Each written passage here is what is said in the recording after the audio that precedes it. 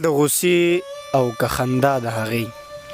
حال د غوسې او که خندا د هغې یاد کړم کومه یوه دا د هغې نه کنه نه کېده د سر په بدل نه کنه نه کېده د سر په بدل نه کنه نه کېده سودا د هغې او اوس ورله هم خیال کې بنګړي اخلم اوس ورله هم خیال کې بنګړي اخلم کله ویم دا او کله دا د هغې ویلې بهیره بېلتا دې مړه شم ویلې بهیره بېلتا دې مړه شم خدای دا سوال مکړي رښتیا د هغې. السلام علیکم ملګرو، پروګرام د غزلزار او زه یم ستاسو خپل ملګری غازي نادان. په دغه تمه چې ټول به ښه یئ، خوشحاله به یئ او د ژوند په ښو شیبو کې به یئ. بهیر خلیل صاحب ډېر ښه شعر لیکي، ډېر ښه فکر یې دی، د پښتو د ژبې دپاره یې بلا خدمات دي او لا تر اوسه پورې کوي. نن به په غزلزار کې د دې ژوند پوښتو، ورسره به د شعرونه هم اورو، دا قصه به روانه وي. د ټول نه مخکې بهیر خلیل صاحب تاسو ته په خپل پروګرام کې ډېر زیات هرکلی او مینه ویم. ډیره مننه غازي نادان صاحب چې په دغه لنډ تنګ وخت کې زموږ تر خوا ځان راورسولو او موږ سره هغه خپلې مینې شریکې کړي. دا ستاسو د پښتو ژبې او د پښتو ادب دپاره د خدماتو او د هغې سره مینه د دې نه ثابتېږي. دا ستاسو هلې ځلې دي او دا ستاسو کار او زیار دی. موږ دې ته سلام کوو، ډیره مینه او احترامات. تاسو ته هم په خیر رالی وایو، ستړي مه شئ او ټولو مینهوالو کتونکو ته هم ډېر په خیر رالی او ستړي مه شئ. السلام علیکم، مننه او احترامات. ډېره مننه بهیر صاحب. اول که زمونږ دغه ملګرو سره تاسو په خپله هغه روایتي پیژنګلو چې ورته وایي هغه وکړه نو خوشحاله به شو. غازي نادان صاحب بهیر خلیل یم، د پېښور ضلع سفید څنګ د کلي سره مې علاقه ده. د سفید څنګ د کلي اوسېدونکی یم، هلته ژوند کوم او د وانخیلو محله مې ده او په هغې کې پاتې شوي یو. د پیشې په حساب سره چې په څه باندې رزق ګټمه، کومه وظیفه ترسره کومه هغه معلمي ده، یعنې زه په سکول کې ټیچر یم او خپل دغه خدمات ترسره کوم. او تر کومه حده چې لکه کوم نورې زمونږ ادبي سرګرمۍ هلې ځلې دي په هغې کې حصه اخلو. تعلیمي چې کوم تعلیمي دغه د پوزیشن دی نو هغه ټریپل ایم یم، اسلامیت، اردو او پښتو کې مې ماسټر ډیګري حاصلې کړي دي او نن سبا د پېښور پوهنتون د ایم پیل سکالر یم،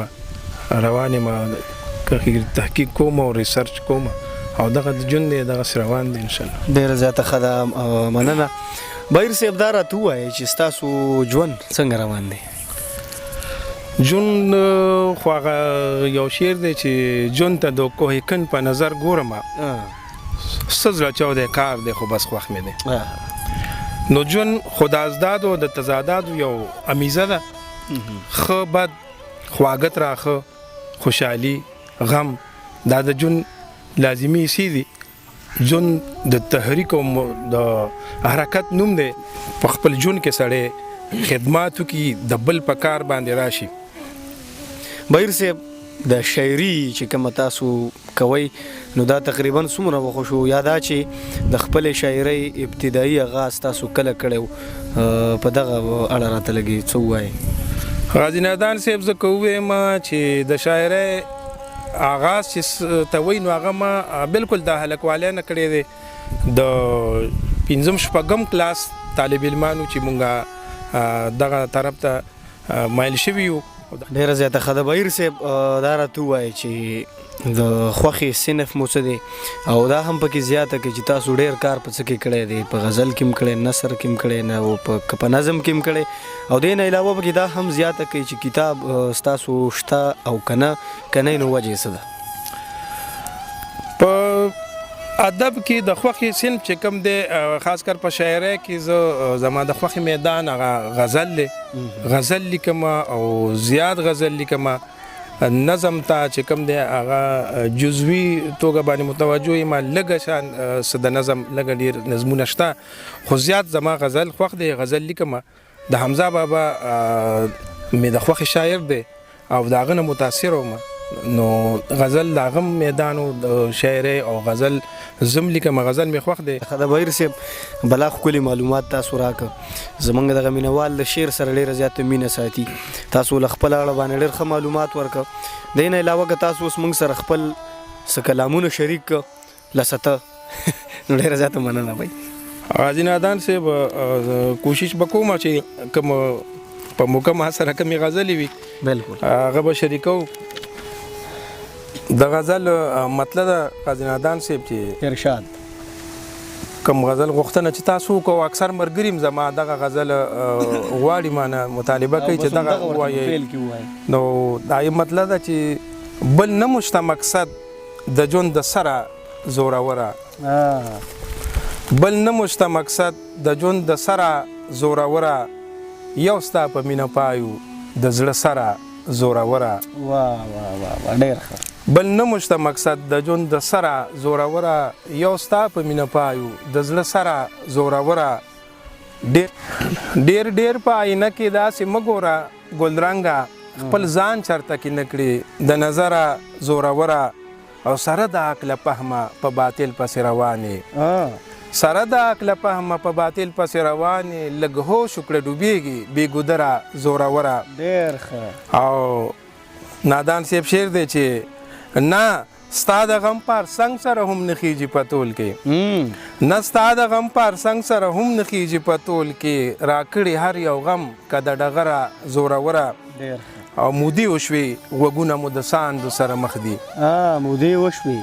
وشوې غوږونه مو د ساندو سره مخ دي زه نن خو زمزمه کړه څه سندره زوروره. ډېر ښه ډېر ښه. او شعر دی چې ته هر یو خبره کې مظلومي خو چې زه شم ته هر یو خبره کې مظلومي خو چې زه شم د هر خوانه ناری شي زوروره زوروره. ډېر ښه. او شته کبر له زوال که په مالدار کې وي هم بد دی شته کبر له زوال که په مالدار کې وي هم بد دی نو ته پس مغروره یې نه هره زوروره. او وخت شعر دی چې هم زه به پړ کېدم تا سره خامخا په برید کې هم زه به پړ کېدم تا سره خامخا په برید کې ستا هسې هم وبخیږي په بره زوروره. او وصال دی په واده د یوې شپې دی زه منم خو بې تا به څوک رسیږي تر سهره زوروره. د هرې مسلې حل په خبرو سرته رسي تراشه لګوه خوره خبره زوروره. او مقطع ده چې د زاغ او د کونترې په دې جنگ کې به بهیره د زاغ او د کونترې په دې جنگ کې به بهیره هیڅ کله ګوره نشي دا کونتره زوروره. ډېر ښه بهیر صاحب کلام را سره بل هم شریک کوي. د بل کلام مطلب ده چې چا سره مې محبت و لا هغه شانې دی چا سره مې محبت و لا هغه شانې دی د ژوندون مې ضرورت و او لا هغه شانې دی. ډېر ښه. او شعر دی چې د دوو زړونو په بیلتون کې به یې زور لګولې د دوو زړونو په بیلتون کې به یې زور لګولې یو سړي نه مې نفرت و او لا هغه شانې دی. ډېر ښه. دروازې د زړه د کور مې وی هر چا د پاره بندې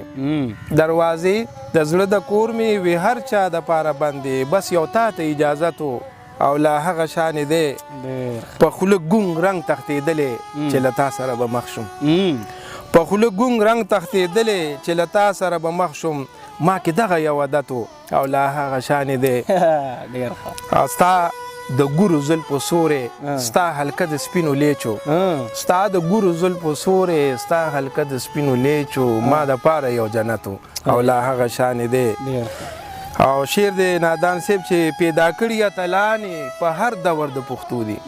پیدا کړي اتلان یې په هر دور د پښتو دي د دې خاورې خاصیت او لا هغه شانې دی. او په یوه دا به هیر کړل ما نه ټول شکایتونه په یوه دا به هیر کړل ما نه ټول شکایتونه په جانان کې دا صفت او لا هغه شانې دی. او که دې یاد شي ما وکړې ښه په نه ردې سماج نه که دې یاد شي ما وکړې ښه په نه ردې سماج نه ستا دپاره بغاوت او لا هغه شانې دی. او مخکې شعر دی چې هر به جوړ ارادتمند کړو تا په یو نظر کتو کې هر به جوړ ارادتمن کړو تا په یو نظر کتو کې ستا د سترګو کرامت او لا هغه شان دی ډېر ښه او مقصد دا چې ستا د وصل په صورت کې په یو چا باندې خادي وه او ستا د وصل په صورت کې په یو چا باندې خادي وه په بهیر باندې قیامت او لا هغه شان دی ډېر ښه ډېر زبردست بهیر صاحب یو کلام کوم را سره بلم شریک کو خوشاله بشو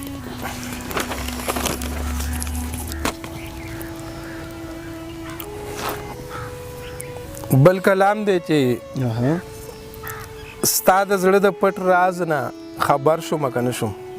ستا د زړه د پټ راز خبر شوم که نه شوم وایه که نه څنګه جادوګر شوم که نه شوم ډېر ښه تیر شوم له سره ستا د مینې په ازمیخ کې تیر شوم له سره ستا د مینې په ازمیخ کې اوس دې په معیارو برابر شوم که نه شوم ډېر ښه او عمر له پچتی پسې باز پر एकदम پښتون یم عمر له پچتی پسې باز پر एकदम پښتون یم ستا په یو ادا هم ستا نوکر شوم که نه شوم او شعر دی پروت وم تیارو کې څه بې نومه او بې نشانه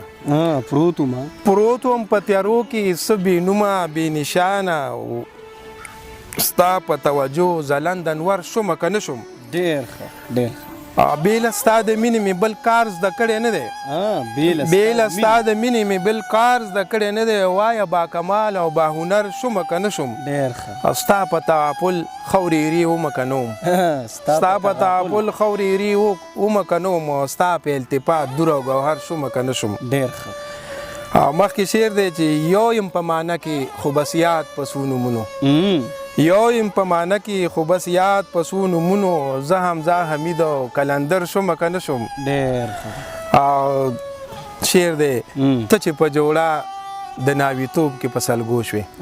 ته چې په جوړه د ناویتوب کې په سلګو شوې زه د غره په سر په چغو سر شوم که نه شوم ډېر ښه داسې هم یو وخت و چې د دې لارې رهزنم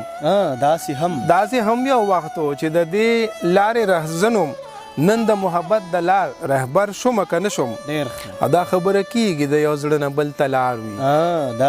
دا خبره کیږي د یو زړه نه بل ته لار وي او زه مې د مغرور یار د زړه سر شوم که نه شوم او مقصد ده چې هغه ګل بدن چې مې د کلي لاړ پناه شو هغه ګل بدن چې مې د کلي لاړ پناه شو سم پسې بهیر کډه په سر شوم که نه شوم ډېر ښه بهیر صاحب یو کلام به بله مورو زړه خو ډېر غواړي چې مورو خو یو کلام به بله مورو ستاسو د خوښي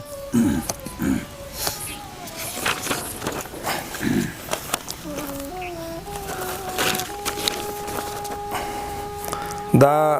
عموم یو لنډ شان کلام دی چې ځان به خورې جړېږي به ارمان به کوي واوره ځان به خورې جړېږي به ارمان به کوي واوره او زړه د عشق بېوفار کې تاوان به کوي واوره ډېر ښه فقر دی فراق دی فریب دی پاکی دی فقر دی فراق دی فریب دی پاکی دی دغسې حالاتو کې ګزران به کوي واوره ډېر ښه او هور د بیلتانه دی چې د زړه په خونه بل شي سوال د خپلو اوښکو د باران به کوي واوره ډېر ښه او شعر دی چې هر یو په سینه باندې لاس کیږدي وایي زه یمه هر یو په سینه باندې لاس کیږدي وایي زه یمه او کوم په طول پوره دی امتحان به کوي واوره ډېر ښه او خپله مختصب ګله د خپل جور او ستم شه خپله مختصب ګل د خپل جور او ستم شه او ما که درته وویل نو خفګان به کوي واوره ډېر ښه او څوک به د بهیره په کار را نشي محشر دی او هر چاته لګیا به بیان به کوي واوره ډېر ښه ډېره مننه بهیر صاحب خپل پیغام وله ورکړئ خو یو څو شعر ورته نور هم ووایي بیا به کې خیر ځو